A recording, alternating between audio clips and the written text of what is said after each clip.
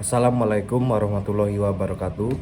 Perkenalkan, nama saya Ahmad Rizal Asari dari kelas 3B dengan NIM 5042337. Ingin menjabarkan soal yang dikasih oleh Bu Nur Rahma Sari Putri.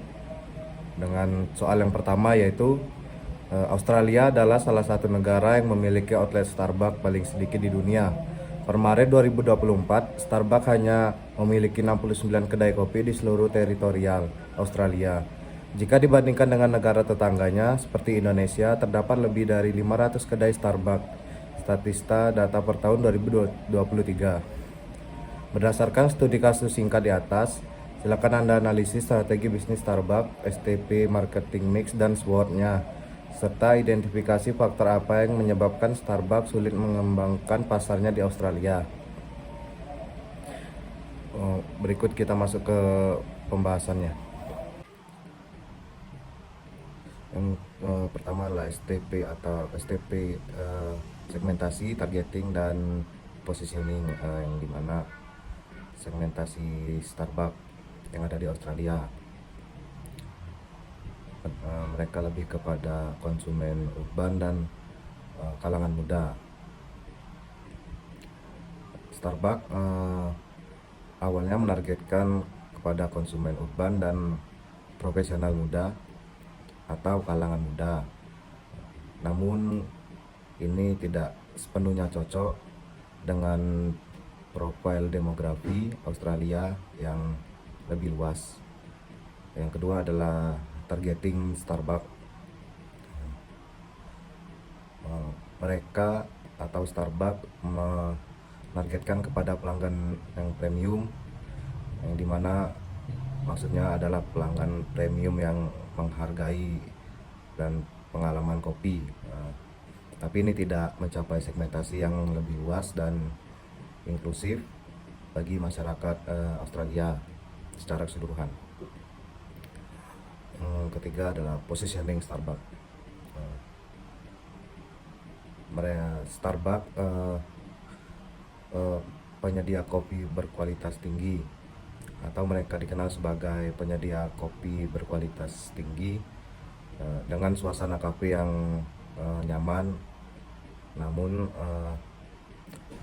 positioning ini kurang relevan dengan preferensi lokal atau masyarakat lokal yang lebih kepada kopi tradisional dan segar.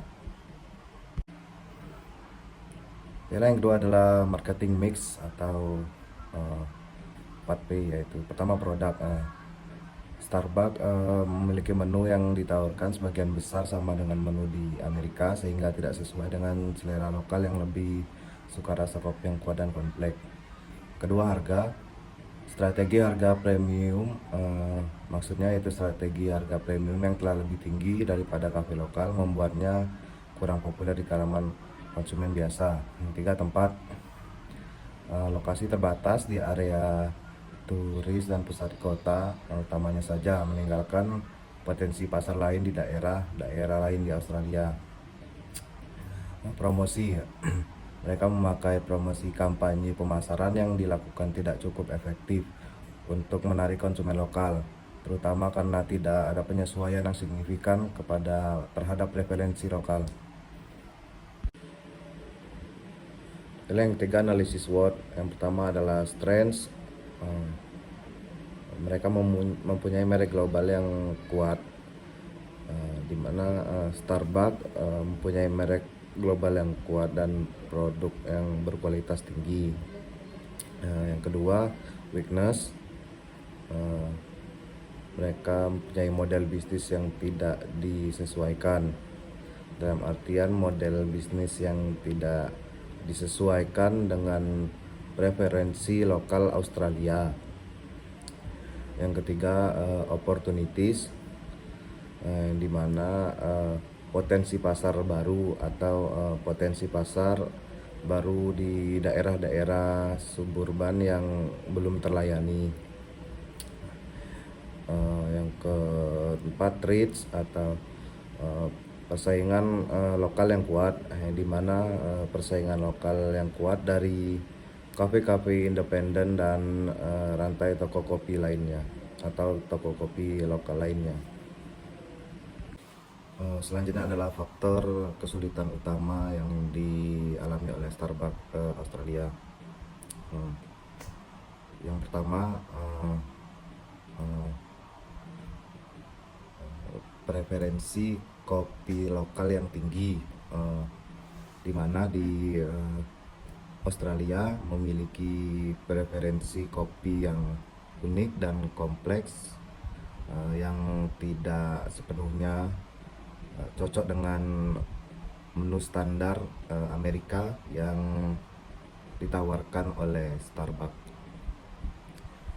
Yang kedua yaitu ekspansi yang terlalu cepat, artinya ekspansi terlalu cepat ke banyak lokasi dalam waktu singkat yang menyebabkan saturasi, yang dimana pasarnya dan meningkatnya persaingan dari kafe lokal yang lebih padat atau lebih banyak. Yang ketiga, lack of local branding and cultural sensitivity, yaitu kurangnya upaya untuk branding lokal dan sensitivitas kultural yang membuat kampanye pemasaran dan menu tidak cukup relevan dengan profil demografi dan preferensi masyarakat Australia. Yang keempat yaitu dependensi pada turisme, di mana relying pada turisme sebagai basis utama pendapatan bukanlah strategi yang stabil karena kan industri pariwisata yang sangat sulit. Untuk soal yang kedua yaitu kebijakan perdagangan antar negara telah berubah. Sebelumnya kebijakan perdagangan internasional yang diberlakukan adalah kebijakan pasar bebas atau free trade. Menurut Menteri Keuangan Sri Mulyani Indriati, prinsip perdagangan yang berlaku bukan lagi free trade maupun free investment agreement, tetapi menjadi friendshoring yang mengacu pada geopolitical consideration atau pertimbangan geopolitik, atau di mana keberpihakan dari sisi geopolitik suatu negara. Lakukan analisis bagaimana kebijakan tersebut mempengaruhi strategi pemasaran sebuah perusahaan dan kemudian bagaimana perusahaan menanggapi perubahan kebijakan tersebut. Berikut masuk ke pembahasannya. Friendshoring yang menggantikan free trade mempengaruhi strategi pemasaran perusahaan dengan mendorong fokus pada negara-negara sekutu secara politik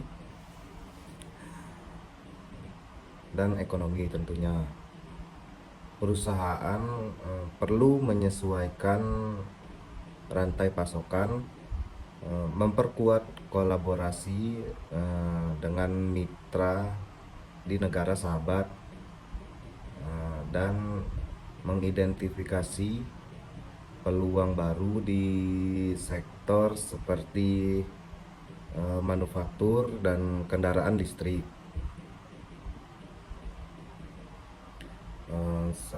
Sebagai respon, perusahaan harus meningkatkan infrastruktur dan kualitas sumber daya manusianya, serta beradaptasi dengan kebijakan yang mendukung keberlanjutan jangka panjang. Ini termasuk diversifikasi pasar dan pengembangan produk yang sesuai dengan kebutuhan negara-negara tersebut. Sekian dari saya. Jika ada kesalahan dalam pemilihan kata, saya mohon maaf yang sebesar-besarnya. Sekian, terima kasih.